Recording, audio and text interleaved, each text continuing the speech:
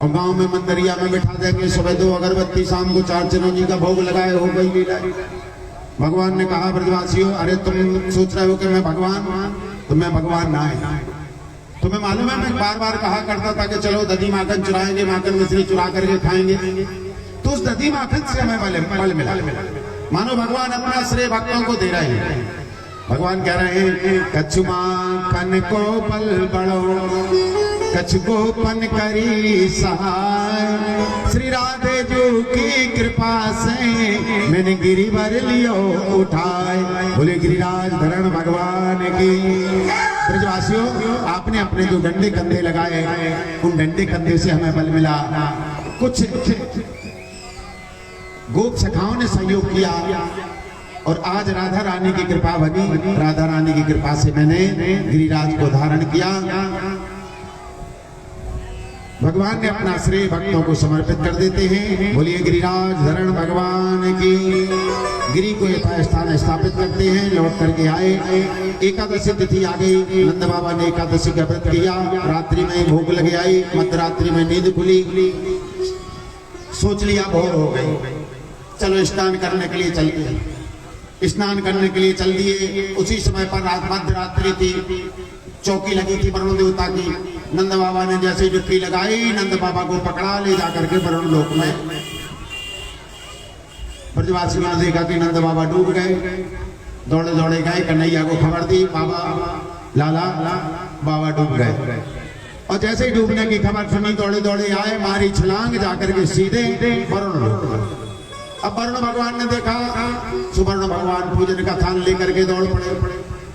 जैसे ही वरुण भगवान को देखा, पूजन करने लगे। कन्हैया ने कहा बाबरे, हमारी पूजा करने के लिए तुम थाल लेकर के आ गए, हमारे पिताजी को तुमने बांध के पटक रखो है।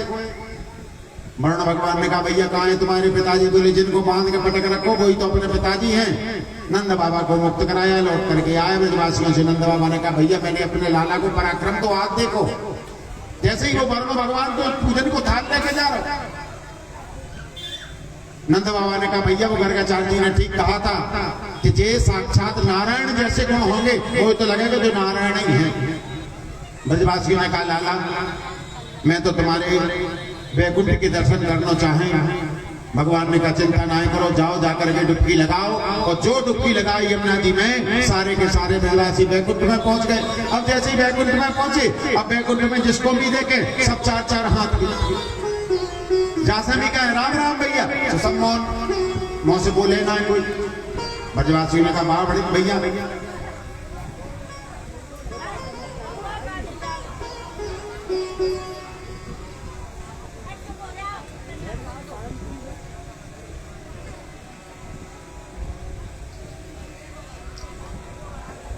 बोले वृंदावन बिहारी लाल की, गिरिराज महाराज की।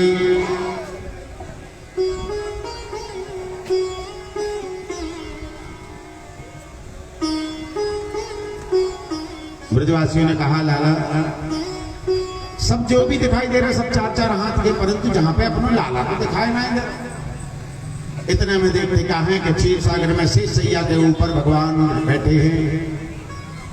एक ब्रजवासी ने कहा देख भैया बा को मुंह और अपने लाला को मुंह एक मुखड़ो एक से लग रहा है, मुंह तो लगे यही है अपना लाला। और जैसे ही अंदर जाने लगे रोक दिया, वहां अंदर जाना मना है। ब्रजवासियों ने कहा भैया अब जा से अच्छो तो हमारा ब्रज है, मुँह जब बैकुंठ बिल्कुल ना है भाव, जहाँ पर लाला से दूर की हो जाए। अरे वहां तो हम अपने लाला को जान पकड़ ले, घोड़ा बना ले, बैठ जाए कर। मोह तो भैया ब्रज में ही छोड़ दो। और जो नेत्र खोले सो डुबकी लगा करके बाहर निकले, सब अपने आप को ब्रजवासियों के बीच में पाया। सब ब्रजवासियों ने वैकुंठ, भगवान ने वैकुंठ दर्शन कराया ब्रजवासियों को। और सुखदेव जी महाराज कहते हैं अब आ रही है वो शुभ रात्रि। श्री सुकुमार अब सुखदेव जी महाराज उस रात्रि का वर्णन कर रहे हैं कि भगवान पिता रात्रि शरदोत्फुल्ल मल्लिका वीक्षरन्तु मनश्चक्रे योग माया मुपाश्रिता। अब वो पावन रात्रि आ रही है जिसका युगों से इंतजार चल रहा है। दिन महीनों की बात नहीं है, युगों का इंतजार।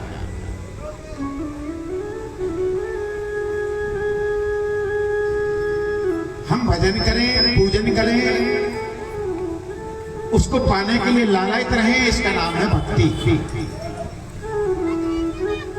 लेकिन अगर भगवान भक्त से मिलने के लिए भक्त का भजन करने लगे तब ये है भक्ति की पराकाष्ठा। भक्त भजन भगवान का भजन करता है, ये भक्ति। लेकिन जब भगवान भक्त का भजन करने लगे तो आज भगवान के मन में विचरन्तु मनश्चक्रे, भगवान के मनस चक्र में भक्तों से मिलने का भाव जागृत होता है। तो योग माया उपासता, भगवान ने किसका आश्रय लिया? योग माया। योगाय माया संयोगाय या कृपा। योग संयोग से जिस माया का निर्माण होता है उसको योग माया। भगवान ने योग माया का आश्रय लिया और भगवान ने बंसी निकाली और बंसी पर फूंक मारी। और जो बंसी पर फूंक मारी तो एक एक गोपी को बंसी की तान में अपना नाम सुनाई दे रहा है। प्रभावती तू आजा, कलावती तू आजा, रामवती तू आजा, चंद्रवती तू आजा। एक एक गोपी को उसको नाम सुनाई दे रहा है।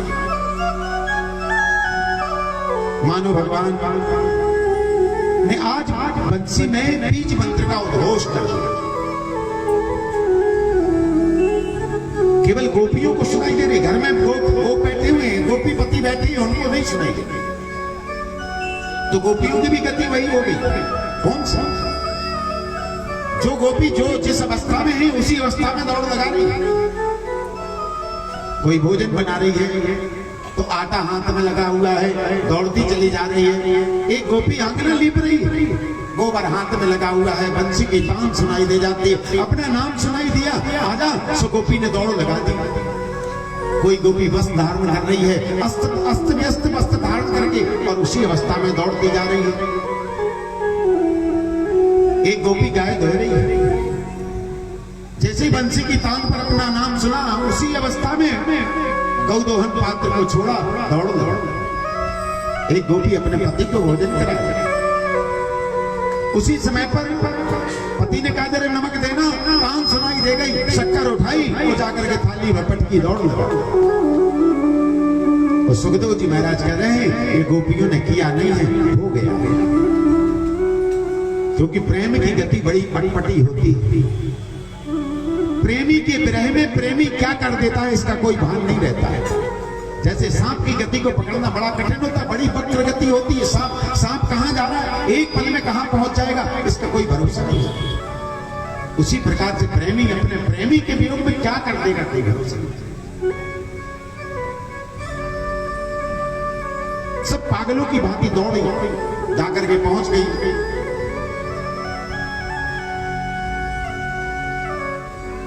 तो गोपियों ने किया नहीं, हो गया।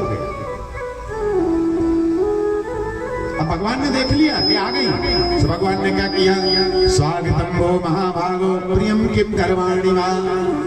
अरे अरे स्वागत स्वागत स्वागत आपका स्वागत। गदगद हो गई गोपियां, वाह, बुलाया है तो स्वागत भी। कोई आपको घर में बुलाए और पानी के लिए भी ना पूछे, बैठने के लिए भी ना करे, बड़ा बुरा लगे।